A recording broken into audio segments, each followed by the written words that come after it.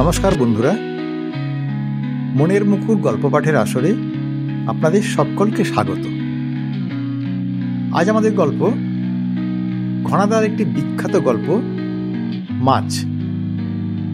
আর ঘনাদার গল্প মানে আমরা সবাই জানি এটা প্রেমেন্দ্র মিত্রের লেখা। তাহলে আসুন এখন শুরু করি ঘনাদার সেই বিখ্যাত গল্প মাছ। ঘনাদা একেবারে ব্যাঘ্রজম্প দিয়ে থালার উপর দুবাহু মেলে ধরে হা হা করে উঠলেন। রামভোজ নেহাত আমাদের মেশের অনেক পুরনো ঠাকুর, তাই নইলে আর কেউ হলে বোধহয় গামলা টামলা শুদ্ধ উল্টে খাবার ঘরে একটা কেলেঙ্কারি বাঁধিয়ে ফেলত।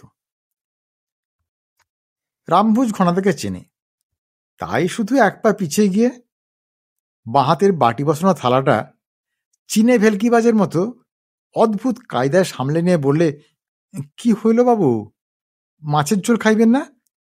ভালো মাগুর মাছের ঝোল। মাগুর মাছের ঝোল খাবো আমি?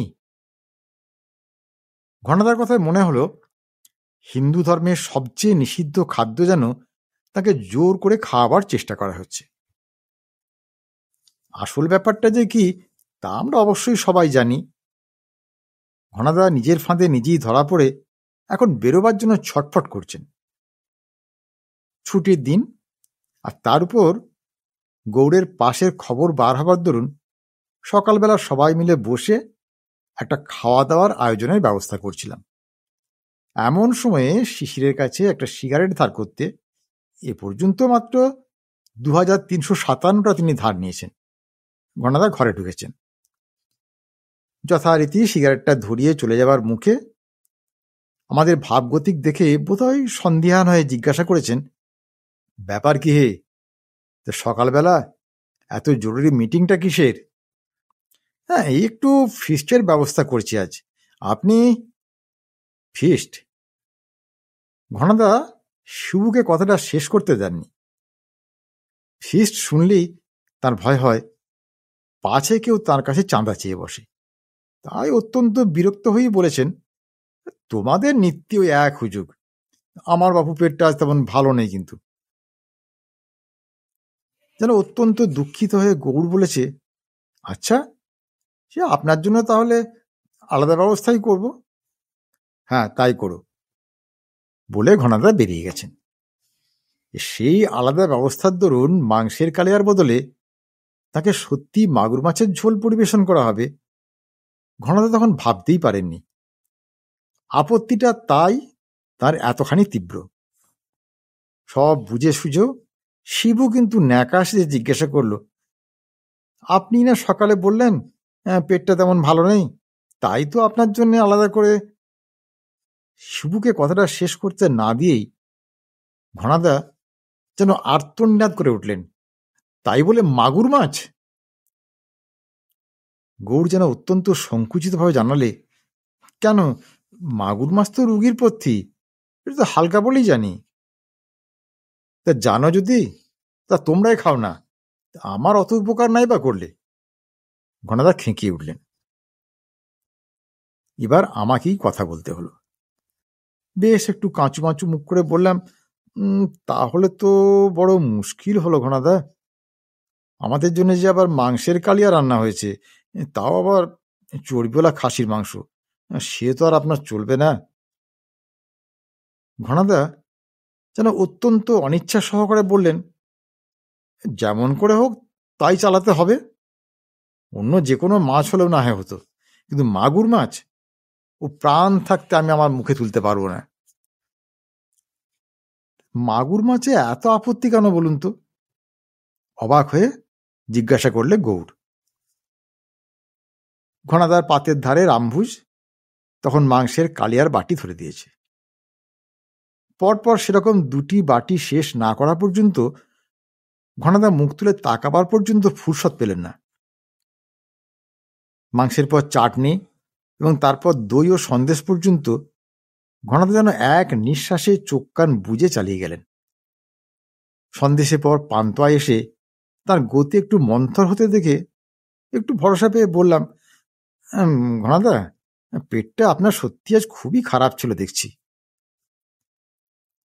আমার কথার খোঁচা যদি কিছু থাকে তা ঘনাদাকে স্পর্শই করল না।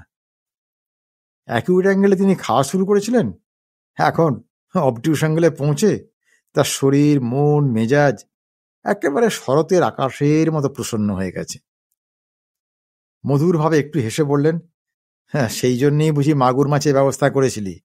ভালো ভালো, তা তোদের আর দোষ কি বল? মাগুর মাছ যে কেন খায় না তা তোরা কি করে বুঝবি? একটু বুঝিয়ে দিন না, সকাতর অনুনয় করল গৌড়। ঘনাদা উদারভাবে আশ্বাস দিলেন, আচ্ছা আচ্ছা, দেব দেব দেব। এই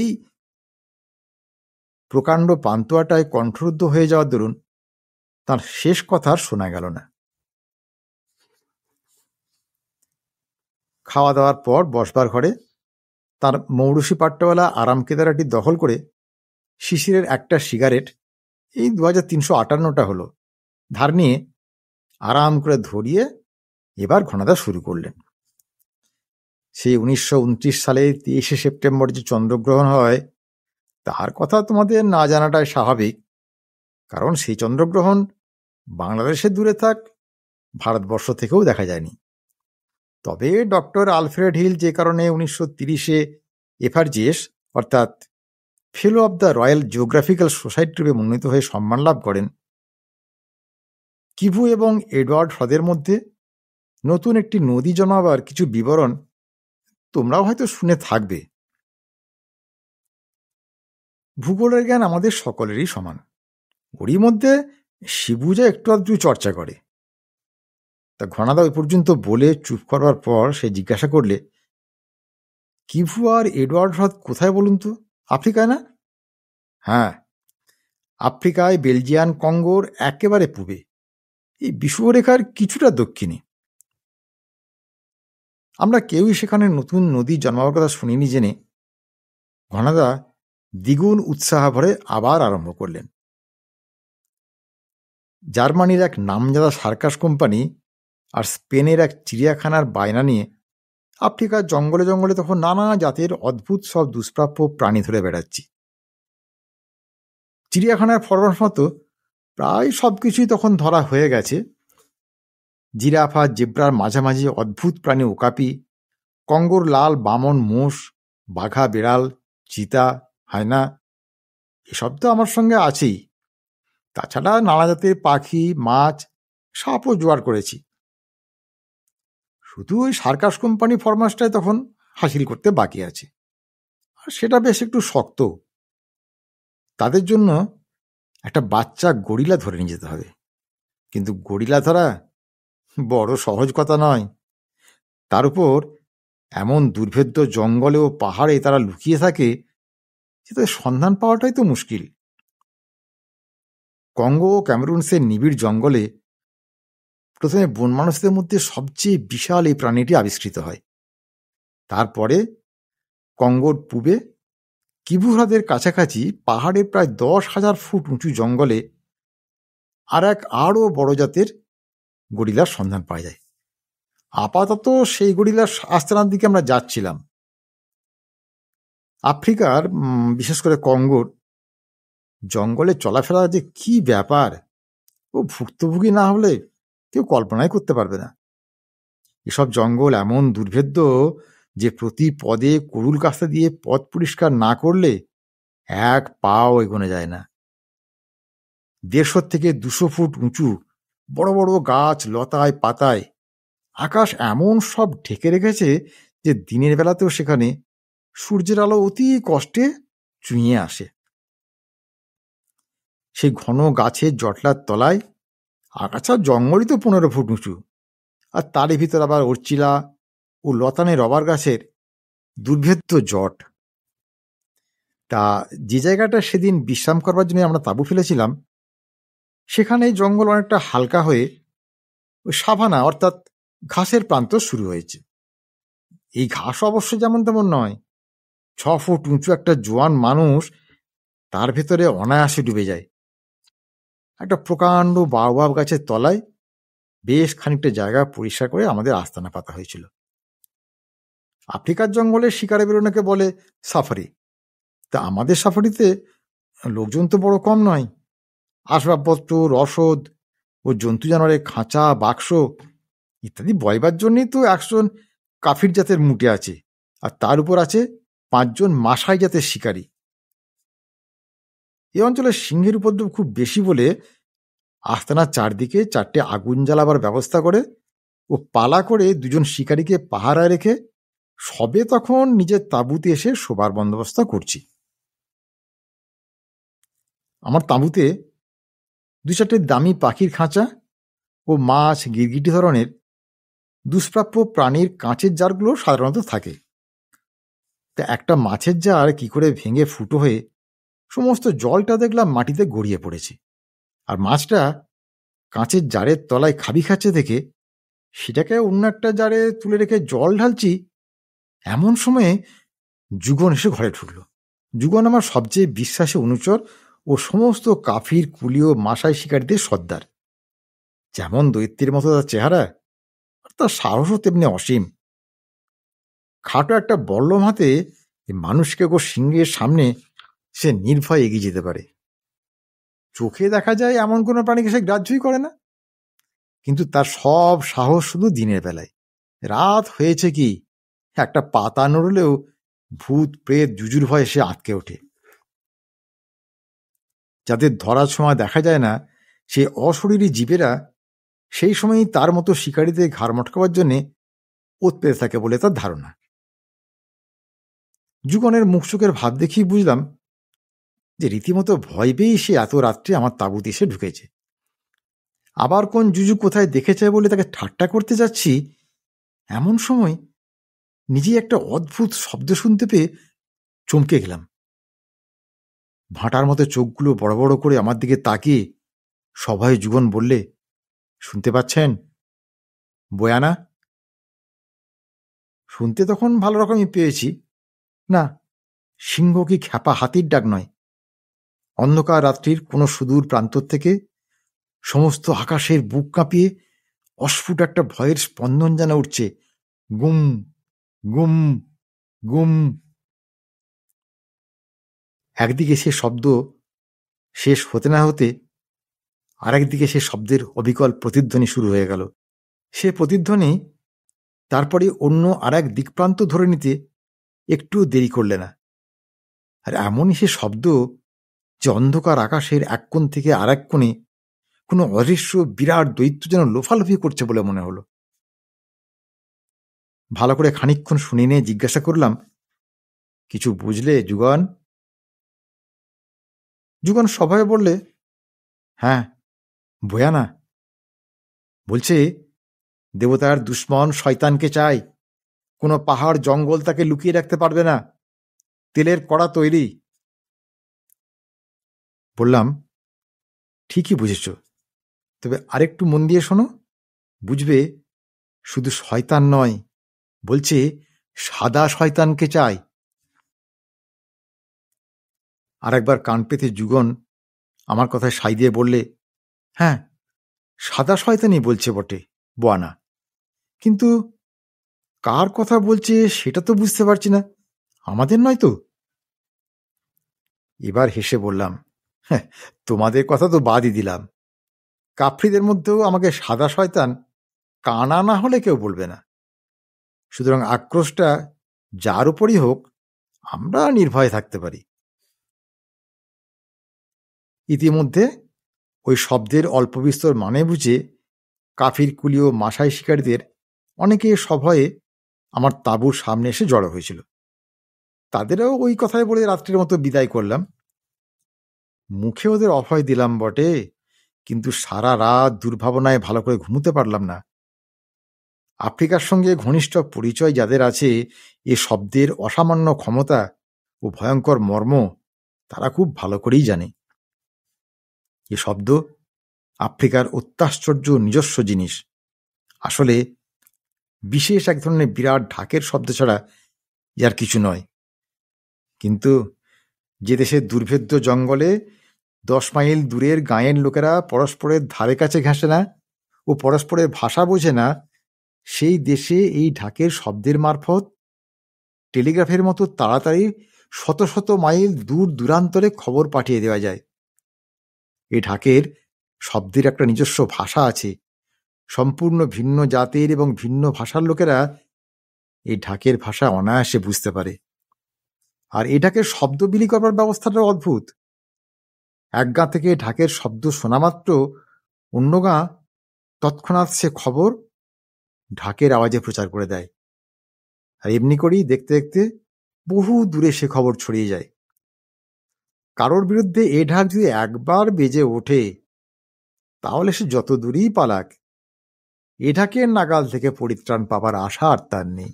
বহুদিন আফ্রিকার বহু জায়গায় ঘোরার দরুন এ ঢাকের ভাষা আমি খুব ভালো করেই বুঝি। আপাতত ঢাকের খবর যে শুনলাম, তার সঙ্গে আমার সম্পর্ক কিছু নেই বলেই তো মনে হলো।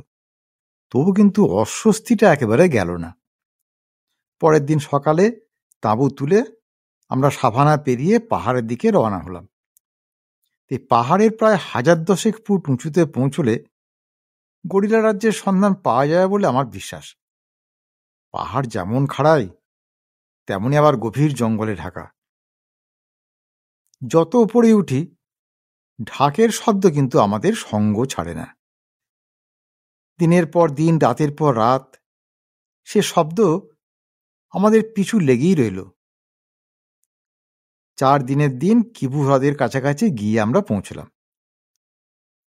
আশপাশের ঘন কাঁটা ঝোপে ভর্তি দুর্ভেদ্য জঙ্গলের চেহারা দেখে মনে হলো গরিলাদের আস্তানা খুব দূরে নেই। সুবিধামতো একটা জায়গা দেখে সন্ধ্যের আগেই তাঁবু ফেলে একটু একটু এদিক ওদিক জঙ্গলটার অবস্থা বুঝতে পেরলাম।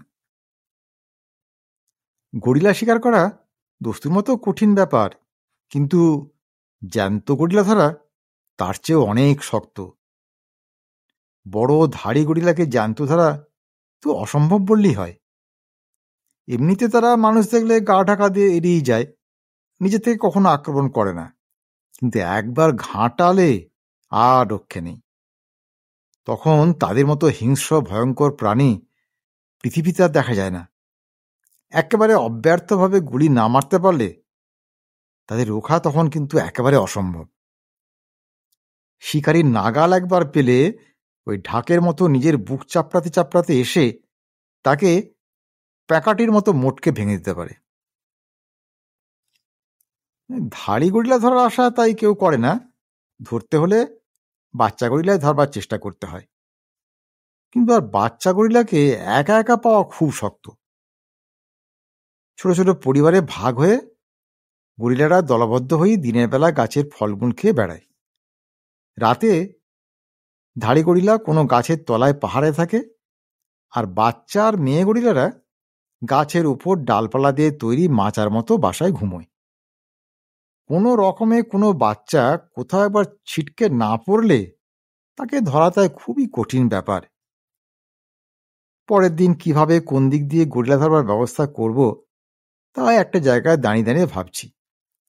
এমন সময়ে যুগন হন্তদন্ত হয়ে ছুটে এসে হাঁপাতে হাঁপাতে যা বললে, তাতে আমি একবারে থ হয়ে গেলাম। সে নাকি আমাদের এই তাঁবুর থেকে কিছু দূরে পাহাড়ের এক গুহার মধ্যে একটা গরিলাকে যেতে দেখেছে। আবার সে গরিলাটা নাকি দেখতে কতটা সাদা রঙের। সাদা রঙের গরিলা তো একটা অসম্ভব আজগুবি ব্যাপার। তবু সন্ধ্যার আবছা অন্ধকারে যুগনের দেখবার কোন রকম ভুল হয়েছে এটা ভাবা যেতে পারে। কিন্তু গরিলা একা একা গুহায় থাকে এরকম তো কখনো শুনিনি। না, ব্যাপারটার সন্ধান তো নিতেই হয়। তখন যুগনকে সঙ্গে নিয়ে সেই গুহার মুখে যখন পৌঁছলাম, তখন চারদিকে বেশ অন্ধকার হয়ে গেছে।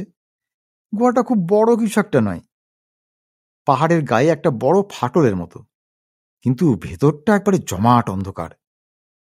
আর সেই অন্ধকার গুহায় গরিলার মতো সাংঘাতিক প্রাণীর খোঁজে ঢোকা প্রায় আত্মহত্যা করারই সামিল। তাই প্রথমে কি করলাম, ওই গুহার মুখে বার কয়েক বন্দুকের আওয়াজ করলাম, ভয় পেয়ে যদি গুহা থেকে বেরিয়ে পড়ে। কিন্তু তাতে কোনো ফল না পাওয়ায় একটা শুকনো কাঠ মশালের মতো জেলে নিয়ে বাধ্য হয়ে ভেতরে ঢুকলাম। ফাটলটা খানিকটা সোজা গিয়ে ডান দিকে বেঁকে গেছে। সামনে আমি বন্দুক হাতে সন্তর্পণে এগুচ্ছি, আর পেছনে যুগল মশার হাতে আসছে। যদি গরিলাটা হঠাৎ ঝাঁপিয়ে আসে, গুলি অন্তত একটা চালাবো, তারপর যা হয় হোক। বাঁকটা ঘুরি আমি স্তম্ভিত হয়ে দাঁড়িয়ে পড়লাম। এই কি যুগনের গরিলা! পিছনে পাথরের দেওয়ালে আটার মতো লেপ্টে সবাই আমাদের দিকে চেয়ে যে দাঁড়িয়ে আছে, তার রং সাদা এবং চেহারা বিরাট হলেও গরিলা সে নয়। আমাদের থামতে দেখে হাতে পিস্তলটা উঁচিয়ে সেই বিশুদ্ধ ইংরেজিতে বললে, খবরদার, এক পা এগিয়েছে কি গুলি করব। ততক্ষণে আমি নিজেকে অনেকটা সামলে নিয়েছি। হেসে বললাম, তাতে কি কেউ জখম হবে মনে করছেন ডক্টর হিল? আপনার তাকছে কত তা তো আমার জানা। অবাক হয়ে পিস্তল নামিয়ে ডক্টর হিল এবার এগিয়ে এসে বললেন, এ কি দাস, তুমি এখানে?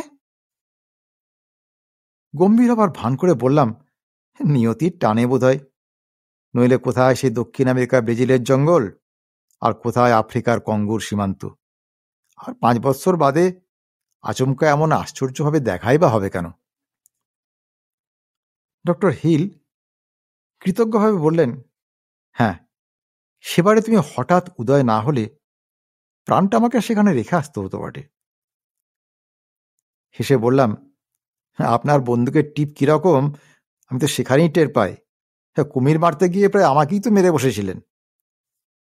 তা প্রায় বসেছিলাম বটে বলে একটা দীর্ঘ নিঃশ্বাস ফেলে ডক্টর হিল বললেন, তবে এবার তোমার সঙ্গে দেখা হয়েও কোনো লাভ হলো না দাস।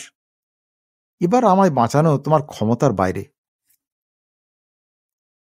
আচ্ছা, আসুন তো আমার সঙ্গে, তারপর না হয় দেখা যাবে।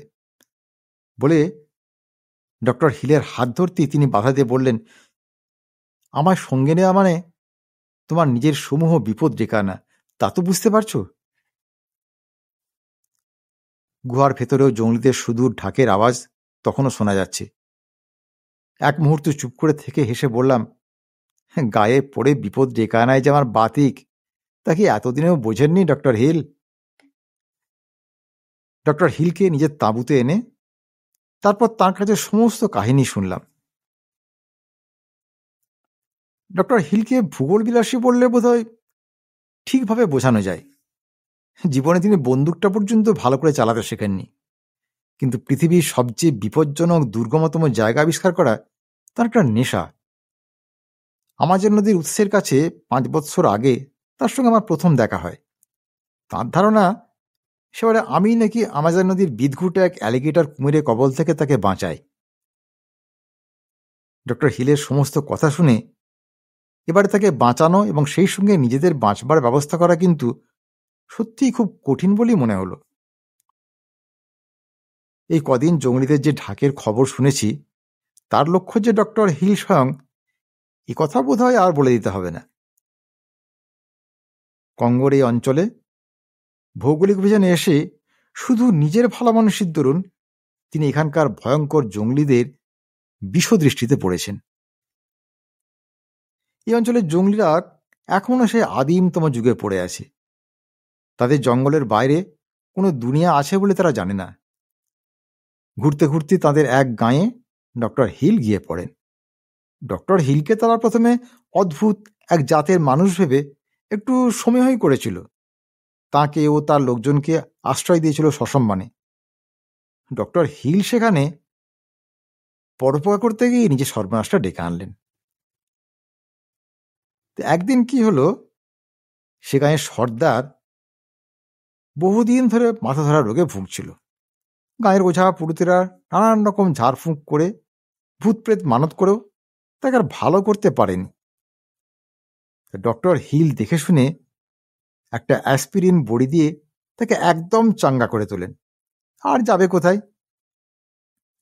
সর্দারের কাছে তার খাতির যেমন 10 গুণ বেড়ে গেল, গাঁয়ের ওঝা পুরুতেরাও তেমনি তার উপরে খাপ্পা হয়ে উঠল 1000 গুণ। জঙ্গলিদের মধ্যে তাদের মান ইজ্জত বজায় রাখবার জন্যে ওই ওঝা পুরুতেরা না করতে পারে হেন শয়তানি নেই। ভাগ্যচক্রে তাদের একটা সুবিধেও হয়ে গেল, কি একটা ছোঁয়াচে রোগে গাঁয়ে কয়েকটা গরু বাছুর তখন মারা গেছে। তো ওঝারা উঠিয়ে দিল যে ডক্টর হিলি তার জাদুতে এইসব গরু বাছুর মারছেন। প্রথমে গরু বাছুর, তারপরে মানুষ মারায় তার মতলব। এমনকি সর্দারকে পর্যন্ত তারা তাই বোঝালো। বেগতিক দেখে দলবল শুদ্ধ লুকিয়ে পালাতে গিয়ে ডক্টর হিল আরো বিপদ ডেকে আনলেন। তিনি কোনো রকমে তাদের চোখ এড়িয়ে এই পাহাড় এসে পৌঁছলেন বটে, কিন্তু তার লোকজন সব কচু কাটা হয়ে গেল। এখানে পালিয়ে এসে অবশ্য তার রক্ষা আছে বলে মনে হয় না। ঢাকের খবরে চারদিকে জঙ্গলিদের যেভাবে তারা জাগিয়ে তুলেছে, তাতে শেষ পর্যন্ত তাদের খপ্পর থেকে মুক্তি পাওয়া প্রায় অসম্ভব। সেদিনও সারা রাত ঢাকের যা আওয়াজ শুনলাম, তাতে মনে হলো ধীরে ধীরে চারদিক ঘেরাও করে তারা এই পাহাড়ের দিকেই ক্রমশ এগিয়ে আসছে। এখন তাদের বেড়াজাল থেকে পালাবার একমাত্র উপায় এই দুর্গম পাহাড় ডিঙ্গিয়ে পূব দিকে টাঙ্গানাইকা নামবার চেষ্টা করা। মাঝরাতের পর ঢাকের আওয়াজ কিছুক্ষণের জন্য থামতে দেখে মনে একটু আশাও হলো, হয়তো তারা ভোরের আগে আর অগ্রসর হবে না। তাই লোকজনকে তুলে ডক্টর হিলকে সঙ্গে নিয়ে রাতারাতি রওনা হয়ে পড়লাম। কিন্তু বেশি দূর আর যেতে হলো না। সকালবেলা কিফুফরাতের ধারে গিয়ে সবে পৌঁছেছি, এমন সময় সমস্ত পাহাড় জঙ্গল যেন একসঙ্গে বজ্রের হুঙ্কার দিয়ে উঠল। চমকে দেখি রং বেরঙের বিদঘুটে উল্কি আঁকা হাজার হাজার জঙ্গলি ঢাল আর বল্লম হাতে যেন ভোজবাজিতে মাটি ফুঁড়ে উঠে আমাদের ঘিরে ধরেছে। তারপর যে দারুণ কাণ্ড শুরু হলো তার বর্ণনা করা যায় না। তাদের মধ্যে ওঝাপুরুষের লম্ফঝম্পই সবচেয়ে বেশি। আমাদের পিছমোড়া করে বেঁধে আমাদেরই মালপত্রের মধ্যে ফেলে রেখে তারা যে তাণ্ডব নৃত্য আস্ফালন শুরু করলো, তা থেকেই বুঝলাম যে আমাদের সোজাসুজি পুড়িয়ে মারা হবে না ফুটন্ত কড়াইয়ে সেদ্ধ করা হবে, এইটুকুই তারা এখনো ঠিক করতে পারছে না। জংলি কাঠের আগুনে বড় বড় কড়াই তখনই কিন্তু চাপানো হয়ে গেছে। দুপুরের পর স্বয়ং সর্দার আসরের মাঝে দেখা দিলে। চোখের চেহারা ও ঘন ঘন নিজের কপাল টেপা দেখে বুঝলাম আপাতত একটা অ্যাসপিরিন পেলে সে বর্তে যায়। শুধু ওঝাপুরুষের কাছে ছোট হওয়ার ভাই বোধ হয় সোজাসুজি এসে চাইতে সাহস করছে না। জঙ্গলি হলেও সর্দার কিন্তু একেবারে অকৃতজ্ঞ নয়। মাথা ধরা সারানোর জন্যে ডক্টর হিলের উপর তার মনটা একটু নরমই ছিল।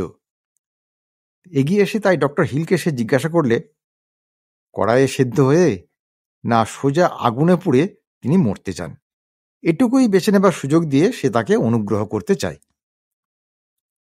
দুনিয়ার আর সব জায়গার মতো এই জঙ্গলিদের মধ্যেও ভরং আর চালের দামই সবচেয়ে বেশি। পিছমোড়া অবস্থাতেই যদ্দূর সম্ভব ভারিক্কি চালে ডক্টর হিলের হয়ে গম্ভীরভাবে বান্টু ভাষায় বললাম, আমাদের সেদ্ধ করে কি পুড়িয়ে মারার আগে তোমার একটু মাথা ধরা জাদু দাওয়াই পেলে কি ভালো হতো না? তৎক্ষণাৎ ওঝা পুরুষটা হাঁ হাঁ করে উঠল। ও জাদু দাওয়ায় সর্দার যেন কিছুতেই না খায়, গোড়ায় ভালো হলে কি হবে, ও দাওয়ায় শেষে সর্বনাশা বিষ হয়ে উঠবে। সর্দার কিন্তু একটু যেন দোমনা হয়েছে বুঝে হেসে বললাম, এত যাদের হম্বিতম্বি, সেই তোমার ওঝা পুরুষটাই তাহলে মাথা ধরার একটা জাদু দাওয়াই দিয়ে দিক না দেখি। সর্দার আর একটু নরম হয়েছে বুঝি তৎক্ষণাৎ ডক্টর হিলকে দেখিয়ে বললাম, কটা ভণ্ড ওঝা পুরুষের কথায় কাকে তুমি খেপে তুলছো জানো? রং আর চেহারা থেকে বুঝতে পারছো না যে এই জঙ্গল পাহাড় নয়, উনি সেই আকাশের চাঁদ থেকে দয়া করে এখানে নেমেছেন। চাঁদ থেকে নেমে এসেছেন? একবার ডক্টর হিলের দিকে আর একবার আকাশের দিকে চাওয়ার ধরন দিকে বুঝলাম সর্দার বেশ কাবু হয়েছে। আর ওঝা পুরুষটাও তাই বুঝি মরিয়া হয়ে চেঁচিয়ে উঠল, সব বাজে কথা, সব বাজে কথা। চাঁদ থেকে নেমে এসছেন, তার প্রমাণ কি? কেন, প্রমাণ হচ্ছে চেহারা, দেখতে পাচ্ছ না ওর গায়ের রং? না না, ও প্রমাণ চলবে না, আমরা অন্য প্রমাণ চাই। ওঝাপুরুষদের কথায় সর্দারকেও অনিচ্ছা সত্ত্বেও সাই দিতে হলো। যেন ব্যাপারটা নেহাত তুচ্ছ এমনইভাবে বললাম, বেশ, চাঁদ থেকে আজ রাত্রে তার প্রমাণ পাবে। আমার নিশ্চিন্ত ভাব দেখে বেশ একটু হতভম্ব হয়ে জঙ্গলিরা নিজেদের মধ্যে গিয়ে জটলা শুরু করার পর ডক্টর হিল খুব হতাশভাবে বললেন, এটা কি করলে দাস? যদি বা শুধু পুড়িয়ে মারত, এখন যে গায়ের ছাল জ্যান্ত ছাড়িয়ে নেবে, তা চাঁদের ধাপ্পাটা তুমি কেন মিছিমিছি দিতে গেলে? হেসে বললাম, আপনার কোনো ভয় নেই, চাঁদের প্রমাণ আমি সত্যি সত্যি দেব, দেখবেন। হতাশভাবে আমার দিকে চেয়ে তিনি বললেন, না, ভয় ভাবনায় তোমার দেখছি একবারে মাথা খারাপ হয়ে গেছে। চাঁদের আবার প্রমাণ কি হতে পারে? আজ কি তারিখ আপনার মনে নেই? নইলে প্রমাণটা বুঝতে পারতেন। ডক্টর হিল খানিক বিমূঢ় হয়ে থেকে হঠাৎ প্রায় লাফিয়ে উঠে বললেন, ওহো, ভুলেই গেছিলাম, আজ সেখানে চন্দ্রগ্রহণ দেখা যাবে। হেসে বললাম, এর চেয়ে বড় প্রমাণ আর কি বা হতে পারে? কিন্তু ভাগ্য যে তখনও আমাদের উপর অত বিরূপ, তা কি করে জানব? সন্ধে হতে না হতেই কোত্থেকে রাশি রাশি মেঘ এসে আকাশ ছেয়ে ফেলতে লাগলো। আর তখন ওঝাপুরুষদের আস্ফালন দেখে কে? তারাই তখন সর্দারকে বোঝাচ্ছে যে তারাই নিজেদের ভেলকিতে আকাশে মেঘ তুলেছে। অগ্নিমূর্তির সর্দার আমাদের কাছে এসেবার বললে, কই, কোথায় তোমাদের চাঁদের প্রমাণ? দেখাও। ভেতরে ভেতরের নাড়ি তখন প্রায় ছাড়বার উপক্রম, তবু বাইরে বেপরোয়া সাহস দেখিয়ে বললাম, তোমার ওঝাপুরুষদের কিছু ক্ষমতা আছে মানছি, কিন্তু চাঁদের মানুষের তেজ যে কত বেশি আর একটু বাদেই টের পাবে। তখন আমাদের সামনে একটা আধ পোড়া মশাল মাটিতে পুঁতে দিয়ে সর্দার বললে, বেশ, এই মশাল যতক্ষণ না নেভে ততক্ষণ তোমাদের সময় দিলাম, তারপর জ্যান্ত তোমাদের কলিজা কেটে বার করব। তাই করো বলে বেশ জোরে জোরেই হাসলাম। মনে মনে তখন জপছি, হে আকাশের দেবতা, দয়া করে একটা ঝড় তুলে মেঘগুলোকে তাড়াও, নইলে আর যে রক্ষে নেই। কিন্তু আকাশের দেবতার দয়া করার কোনো লক্ষণ দেখা গেল না। মেঘগুলো যেন আরো গাঢ় হয়েই জমতে শুরু করলো। মশালটা তখন প্রায় শেষ হয়ে এসছে। সেই দিকেই চেয়ে ঈশ্বর নাম স্মরণ করবার চেষ্টা করছি, এমন সময় ছলাৎ করে একটা শব্দ শুনে ফিরে দেখি কাঁচের জারের মধ্যে রাখা একটা মাছ কিরকম যেন ছটফট করছে। ডক্টর হিল তখন নিজের ভাগ্য বোধহয় মেনেই নিয়েছেন। একটু দুঃখের হাসি এসে বললেন, মাছটাও বোধহয় আমাদের পরিণাম বুঝতে পেরেছে। কয়েক মুহূর্ত মাছটার দিকে চেয়ে হঠাৎ উত্তেজিত হয়ে বলে উঠলাম, না ডক্টর হিল, আর ভয় নেই, মাছটা আমাদের পরম বন্ধু, আমাদের উদ্ধারের পথই বাতলাচ্ছে। তারপরে উঠে দাঁড়িয়ে চিৎকার করে ডাকলাম, কোথায় সর্দার, কোথায় সব ওঝাপুরুত? চাঁদের মানুষটার তেজটা একবার দেখে যাও তোমরা এসে। তখন সবাই অবাক হয়ে কাছে ছুটে এলো। আমি উচ্চস্বরে হেসে বললাম, সামান্য একটা মেঘ দিয়ে আকাশ ঢেকে তোমার ওঝাপুরুতেরা বাহাদুরি নিচ্ছিল সর্দার, চাঁদের মানুষ এবার এই পাহাড় জঙ্গল দুলিয়ে দিচ্ছে, দেখো। ওঝারা চেঁচিয়ে উঠল, সব মিথ্যে কথা, সব মিথ্যে কথা, সব ধাপ্পা। জঙ্গলিরা ক্ষেপে আমাদের উপর ঝাঁপিয়ে পড়ে আর কি।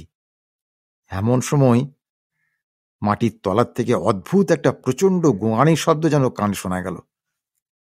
আর পর মুহূর্তে সমস্ত পাহাড়টা ঢেউয়ের মাথায় নৌকোর মাথায় দুলে উঠল, আর সেই কিবুর হ্রদের জল লাফ দিয়ে তীর ছাপিয়ে উপচে পড়ল বিশাল স্রোত হয়ে। আর সেই প্রচন্ড ভূমিকম্পে ভয়ে দিশাহারা হয়ে জঙ্গলিরা কে যে কোথায় পালালো তার ঠিক নেই। যখন ভূমিকম্প থামল, তখন দেখি আমরাই শুধু আমাদের মালপত্রের মধ্যে প্রায় বেহুঁশ হয়ে পড়ে আছি, আর কিভু হ্রদের এক পাড় ভেঙে দুরন্ত এক নদীর স্রোত নিচে বয়ে যাচ্ছে। ঘনাদা গল্প শেষ করে থামবার পর শিবু জিজ্ঞাসা করল, তাহলে ওই মাছের ছটফটানি দেখি ভূমিকম্পের কথা টের পেলেন নাকি? তা কি মাছ সেটা? ঘনাদা গম্ভীরভাবে বললেন, ওটা ও দেশের একরকম মাগুর মাছ, যাকে ইংরেজিতে বলে ক্যাটফিশ। জাপানে থাকতে ও মাছের ক্ষমতার কথা জেনেছিলাম। জাপানে তো ভূমিকম্প নিত্য লেগেই আছে। তা সেখানকার বৈজ্ঞানিকেরা লক্ষ্য করে দেখেছেন, ভূমিকম্পের ঠিক আগে মাগুর জাতের মাছ কি করে যেন তার টের পেয়ে অদ্ভুতভাবে ছটফট করে। অনেকে সেখানে তাই ভূমিকম্প আগের থাকতে ধরবার জন্যে বাড়িতে মাগুর মাছ পোষে। একটু থেমে একটা দীর্ঘশ্বাস ফেলে ঘনাদা বললেন, যার জন্যে সেবার প্রাণ ফিরে পেলাম সে মাছ আর খাই কি করে বলো? বন্ধুরা, আজকের গল্প তাহলে এখানেই শেষ করছি। যদি গল্পটি আপনাদের ভালো লাগে তাহলে চ্যানেলটি সাবস্ক্রাইব করার জন্য আপনাদের কাছে বিশেষ অনুরোধ জানাচ্ছি। আর গল্পটি ভালো লাগলে অবশ্যই একটি লাইক দেবেন ও গল্পটি শেয়ার করবেন। আর দয়া করে কমেন্ট করে জানাবেন গল্পটি আপনাদের কেমন লাগলো, বা আপনারা যদি আপনাদের পছন্দের কোনো গল্প শুনতে চান তাও জানাবেন। আজ তাহলে এই পর্যন্তই। খুব শীঘ্রই আবার আপনাদের সামনে হাজির হব এরকম একটি সুন্দর গল্পের ভিডিও নিয়ে। ততক্ষণ সবাই খুব ভালো থাকুন, সুস্থ থাকুন। নমস্কার।